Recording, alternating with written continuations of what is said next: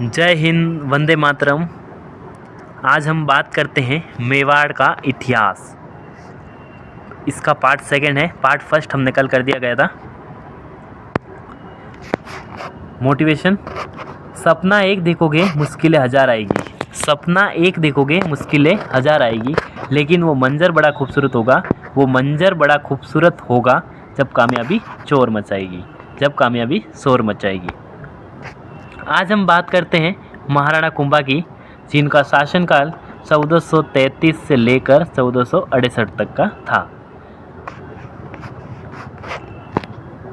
रणमल कुंभा का संरक्षक था। कुंभा ने रणमल की सहायता से अपने पिता की हत्या का बदला लिया। अपने पिता कौन? मोकल की हत्या का बदला लिया। मोकल की हत्या किसने किसने की थी? तो चाचा मेरा मेहप्पा पवार ने। किसने की थी? मेहप्पा पवार ने।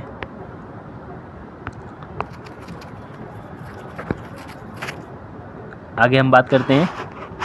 मेवाड़ दरबार में रणमल का प्रभाव बढ़ गया तथा उसने सिसोदिया के नेता राघव देव की हत्या कर दी गई थी। राघव देव कौन था? चुंडा का भाई। हंसाबाई ने मालवा से चुंडा को वापस बुला दिया गया था। किसको बुलाया? चुंडा को। बारमली की सहायता से रणमल को मार दिया गया। रणमल का बेटा जोधा भाग गया तथा बीकानेर के पास कहूनी गांव में शरण ली। चुंडा ने मंडोर मारवाड़ की राजधानी है पर अधिकार कर लिया। किसने किया था? चुंडा ने। कहाँ पर किया था? मारवाड़ की राजधानी मंडोर पर। आवल बावल की संधि हुई थी 1453 ईस्वी में, जो कुंभा और जोधा के मध्य हुई थी। इस संधि द्वारा मारवाड़ जोधा को वापस दे दिया गया था। यह संधि किसकी मध्यस्थता में हुई थी?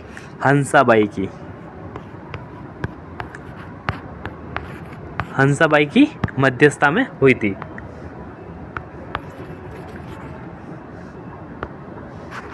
सोजत पाली को मारवाड़ व मेवाड़ की सीमा का केंद्र बिंदु बनाया। किसको बनाया? सोजत पाली को। जोधा की बेटी श्रृंगार देवी, कौन थी? श्रृंगार कंवर की शादी कुंभा के बेटे रायमल से कर दी गई थी। सारंगपुर का युद्ध 1437 ईस्वी में किस किस के मध्य हुआ था? महाराणा कुंभा और महमूद खिलजी, जो मालवा के शासक थे, उनके मध्य हुआ था। कारण क्या था? महमूद खिलजी ने मोकल के हत्यारे को चरण दी थी। मोकल के हत्यारे कौन थे? साचा मेहरा और मेहपा पवार को। किसने दी थी? महमूद खिलजी ने। सारंगपुर युद्ध में कुंभा जीत जाता है तथा इस जीत की याद में चित्तौड़गढ़ दुर्ग में विजय स्तंभ का निर्माण करवाता है। किसका करवाता है? विजय स्तंभ का। चंपानेर की संधि जो 1456 में हुई थी, किसके किसके मध्य हुई थी? कुतुबुद्दीन शाह, जो गुजरात के शासक थे, महमूद खिलजी, जो मालवा के शासक थे। दोनों का उद्देश्य क्या था? कुंभा को हराना। क्या था? कुंभा को हराना। बदनौर का युद्ध कब हुआ था? 1457 में। बदनौर कहाँ पड़ता है? भीलवाड़ा में। कुंभा ने दोनों को एक साथ हरा दिया। किस किस को? कुतुबुद्दीन शाह, जो गुजरात के शासक थे, और महमूद खिलजी, जो मालवा के शासक थे। उन दोनों को कुंभा ने कहाँ हराया था? बदनौर के युद्ध में। कुंभा ने सिरोही के सहसमल देवड़ा को हरा दिया था। किस युद्ध में हराया था? बदनौर के युद्ध में सहसमल देवड़ा को हराया था। नागौर में शम्स खां ने कुंभा ने इसे सहायता दी थी। शम्स खां को सहायता दी थी और मुजाहिद खां को कुंभा ने हराया था। नागौर का जब युद्ध हुआ था नागौर में, तो शम्स खां की सहायता किसने की थी? कुंभा ने। और मुजाहिद खां को किसने हराया था? कुंभा ने, शम्स खां की तरफ से। कुंभा की कुछ सांस्कृतिक उपलब्धियां हैं। कुंभा की एक सांस्कृतिक उपलब्धियां हैं बहुत कुछ। पहली है स्थापत्य कला। स्थापत्य कला में कुंभा को राजस्थान की स्थापत्य कला का जनक कहा जाता है। स्थापत्य कला यानी किले दुर्ग का निर्माण सबसे ज़्यादा कुंभा ने करवाया। बात करते हैं विजय स्तंभ। विजय स्तंभ का अन्य नाम है कीर्ति स्तंभ, विष्णु ध्वज, गरुड़ ध्वज, मूर्तियों का अजायबघर, भारतीय मूर्तिकला का विश्वकोश। क्या है? भारतीय मूर्तिकला का विश्वकोश। विजय स्तंभ के क्या नाम है? उपनाम? कीर्ति स्तंभ, विष्णु ध्वज, गरुड़ ध्वज, मूर्तियों का अजायबघर, भारतीय मूर्तिकला का विश्वकोश।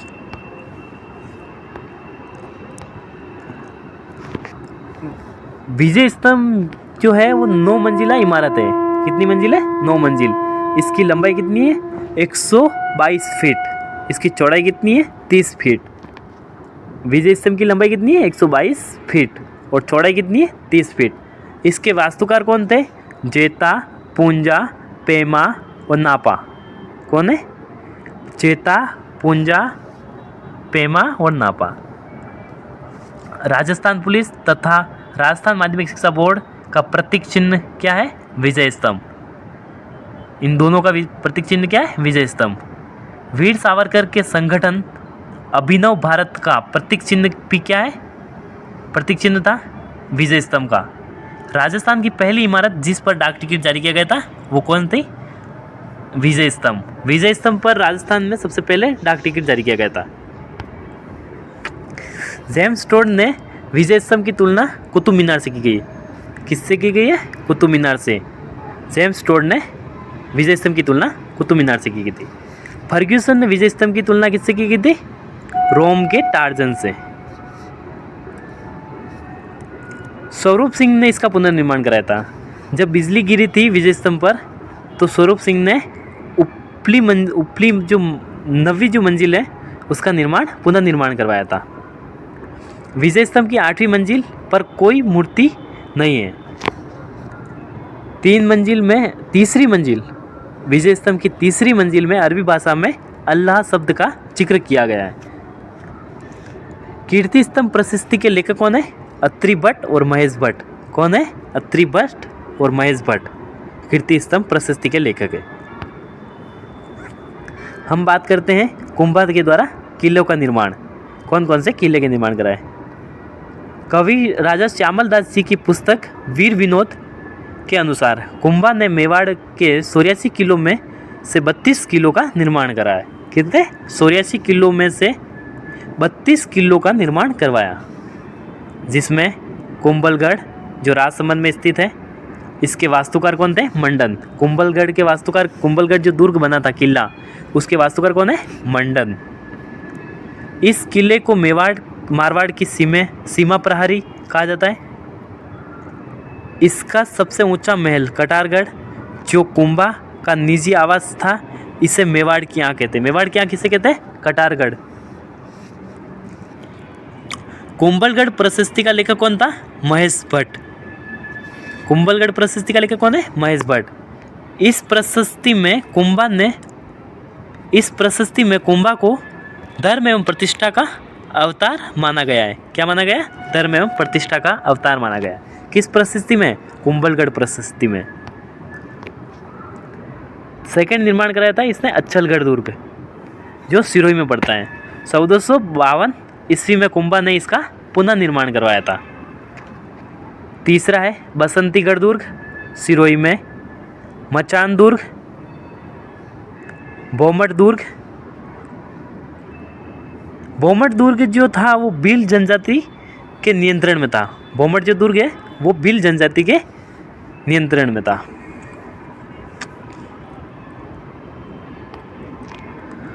चित्तौड़गढ़, अचलगढ़ व कुंभलगढ़ में कुंभ स्वामी विष्णु जी के मंदिर बनाए गए। किसके बनाए गए? कुंभ स्वामी जो विष्णु को समर्पित है उनके मंदिर बनाए गए। चित्तौड़गढ़ दुर्ग में श्रृंगार सवरी मंदिर का निर्माण कुंभा ने करवाया। किसका करवाया? श्रृंगार सवरी जो मंदिर है उसका निर्माण किसने कराया? कुंभा ने। रणकपुर जैन मंदिरों का निर्माण 1439 ईस्वी में धरणक शाह ने करवाया था। किसका करवाया था? धरणक शाह ने रणकपुर जैन मंदिरों का। कब करवाया था? 1439 में। इसमें सोमुखा मंदिर सबसे प्रमुख है, जिसके वास्तुकार कौन थे? देपाक। रणकपुर जैन मंदिरों का वास्तुकार कौन था? देपाक। इसमें भगवान आदिनाथ की मूर्ति स्थापित है। किसकी है? भगवान आदिनाथ की। इसमें 1444 खंबे, कितने? 1444 खंबे हैं, इसीलिए इसे स्तंभों का अजायब घर कहते हैं। क्या कहा जाता है? स्तंभों का अजायब घर।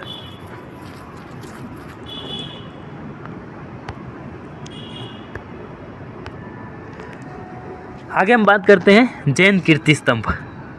12वीं शताब्दी में जीजा शाह बघेरवाल ने जैन कीर्ति स्तंभ का निर्माण कराया।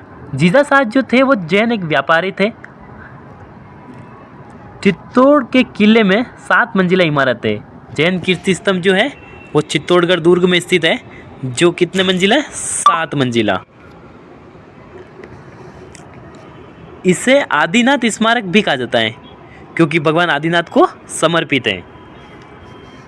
जो जैन कीर्ति स्तंभ है इसको आदिनाथ स्मारक भी कहा जाता है, क्योंकि भगवान आदिनाथ को समर्पित है। हम बात करते हैं अब कुंभा की साहित्य कला की। कुंभा एक अच्छा संगीतज्ञ था तथा वीणा वादक भी था। कुंभा एक अच्छा संगीतकार भी था तथा वीणा भी बजाता था। कुंभा के गुरु कौन है? संगीत गुरु है सारंग व्यास। कुंभा के गुरु कौन है? संगीत गुरु कौन है? सारंग व्यास। कुंभा की पुस्तकें हैं सुधा प्रबंध, कामराज रतिसार का भाग 7, संगीत सुधा, संगीत मीमांसा, संगीत राज। संगीत राज के वापस 5 भाग हैं। कामराज रतिसार के कितने भाग हैं? 7 भाग है। कौन कौन सी पुस्तक है? बहुत से एग्जाम में पूछा जाता है कुंभा की पुस्तकें। सुधा प्रबंध, कामराज रतिसार जो 7 भागों में है, संगीत सुधा, संगीत मीमांसा, संगीत राज जो 5 भाग में है। जयदेव की गीत गोविंद पर रसिक प्रिया नाम से टीका लिखी है। जयदेव जो एक लेखक है जिसने गीत गोविंद की जो पुस्तक है रसिक प्रिया, उसमें टीका लिखी है। कुंभा ने सारंग देव की संगीत रत्नाकर पर टीका लिखी है। कुंभा ने किस पे लिखी है? संगीत रत्नाकर पर टीका लिखी है। जबकि जयदेव ने किस पे लिखी है? गीत गोविंद की रसिक प्रिया पर टीका लिखी है। कुंभा चंडी चतक पर टीका लिखी है। कुंभा ने यह पुस्तक किसकी है? बाण भट्ट की।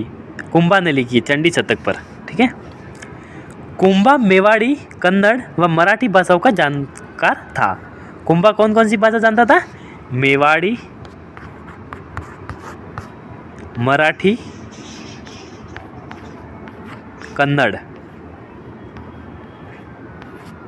कन्नड़ भाषा जानता था।